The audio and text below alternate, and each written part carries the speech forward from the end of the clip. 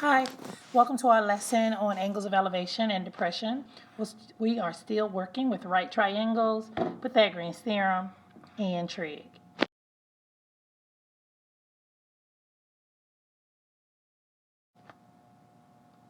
We're going to start with an angle of elevation. An angle of elevation basically is when you're standing somewhere and you have a line of sight. So this is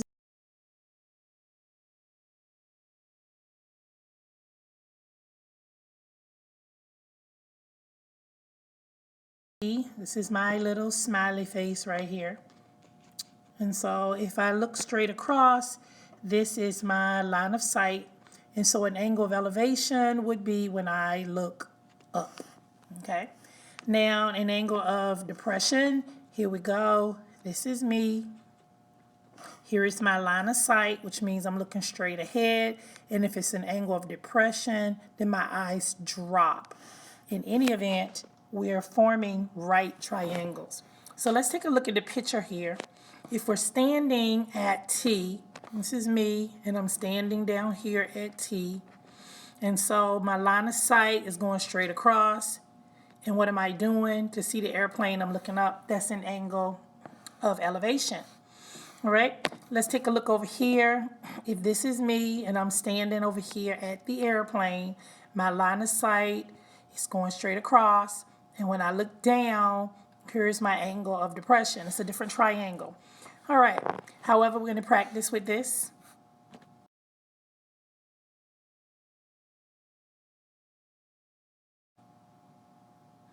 One other thing that we need to note before we start practice, since horizontal lines are parallel, angle 1 and angle 2 are alternate interior. So these angles here are going to be congruent, because you'll find out that sometimes when people set up their word problems, their triangle will look like this. And then other people, when they set up their triangle, it will look like this. Does it matter? No, it doesn't. As long as you write down the angle that is the angle of elevation or the angle of depression or the opposite side, you will be just fine. Let's get started. We definitely have to remember that the goal is to draw a triangle. And once we draw that triangle, we're going to solve for a missing side or a missing angle. And we're going to use what we've learned, which is what? Pythagorean's theorem, or using trig. Here is some decoding vocabulary to help you out. If you want to know when you're setting up your triangle, which words identify the legs and which words identify the hypotenuse. If you see something like a shadow, the shadow is going to be one of the legs. So the shadow is a leg. A base. A base would be a leg, or sometimes it'll say from the place to the ground. All of these would represent the leg. So it could be this leg, it could be A or it could be B, but it's basically talking about either of the legs. However, when you're decoding and you're trying to figure out, which one is the hypotenuse, here are key words. The ladder, ladder's lean, that's the hypotenuse. Or you may just see the word leaning, that also is the hypotenuse. You may see the word ramp, that's talking about the hypotenuse. So when you get ready to set that up, just remember your decoding strategies. Okay, some other decoding vocabulary, angle of elevation. Basically, if it's an angle of elevation, folks, start off by writing your base, and then you're going to go up to create the triangle, and then what's come back down. That's going to be your angle of elevation.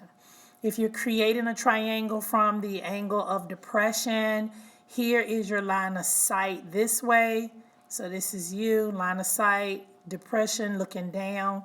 So we're going down, and a triangle will be created looking like this. Is this the only way you can do it? No, but this is a start to help you with the decoding process. All right, here we go. When I read through this, a 35-foot wire is secured from the top of a flagpole to a stake in the ground. If the stake is 14 feet from the base, let's make sure we note that, from the base of the flagpole, how tall is the flagpole? Okay, so here we go. We have a 35-foot wire. Okay, so we're going to go ahead and set up our triangle. Here's the triangle. We know it's going to be a right triangle. Flagpole, let me just get a picture here.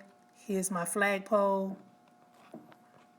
How tall is the flagpole? I'm going to go ahead and put my variable here, which is x. If the stake is 14 feet from the base of the flagpole, we talked about that, from on the ground, that leaves the wire 35 feet here. How tall is the flagpole? How could we do this? Well, if we're standing here, we say, hey, let me stand here. Well, I noticed that I don't have an angle, but I have my two sides. So instead of using trig, I'm going to use Pythagorean's theorem.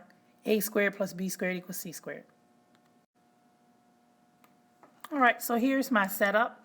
I'm doing 14 squared plus x squared equals 35 squared. We have to remember that the hypotenuse is always on the side by itself. All right, so we get x by itself, and we find out here that x squared is equal to 1029. And when we take the square root of both sides, what do we get? Square root of 1029 and the square root of x squared. We get x is equal to 32.07, which we round to the nearest tenth, which is 32.1.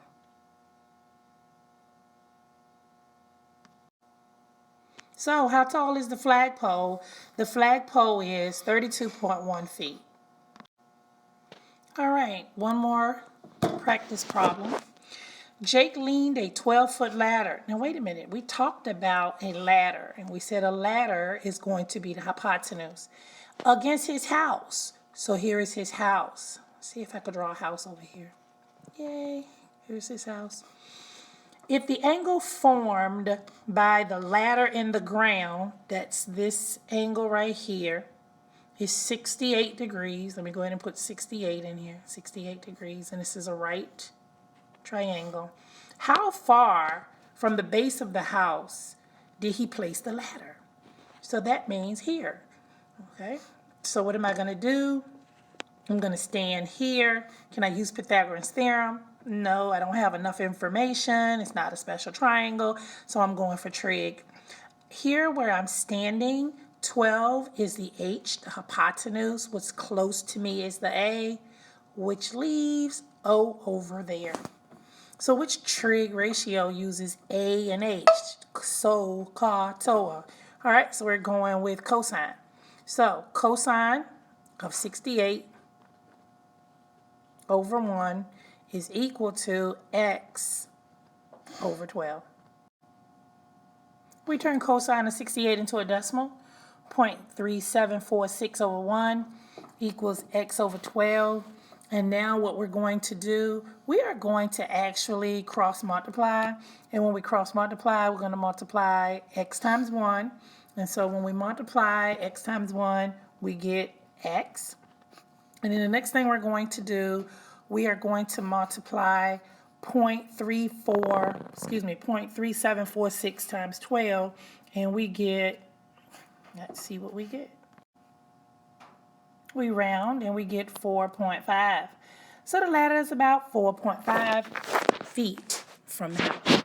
Okay, so our next practice one, give you a second to read through it, decode it, and figure it out, and then push pause.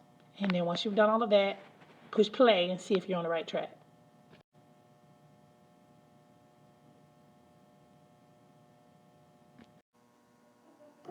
Alrighty, here we go.